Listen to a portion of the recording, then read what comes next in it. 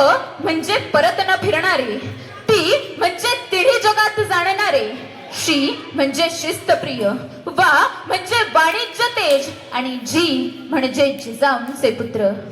असे असणारे आपले छत्रपती शिवाजी महाराज. मित्रांनो, नरहर कुरुंदकरांचा तुम्ही जर कधी छत्रपती शिवाजी महाराज हा चरित्रग्रंथ वाचला तर त्यात तुम्हाला समजेल. ते म्हणतात की छत्रपती शिवरायांना समजून घेत असताना प्रथमतः तुम्ही आम्ही छत्रपती शिवराय होणं गरजेचं आहे. मग छत्रपती शिवराय होणं म्हणजे नेमकं काय? तर छत्रपती शिवराय होणं म्हणजे एका हातात तलवार घेऊन दुसऱ्या हातात ढाल घेऊन भगवा झेंडा दिल्लीच्या तख्तावर पोहोचवणं म्हणजे छत्रपती शिवराय होणं का? तर अजिबात नाही.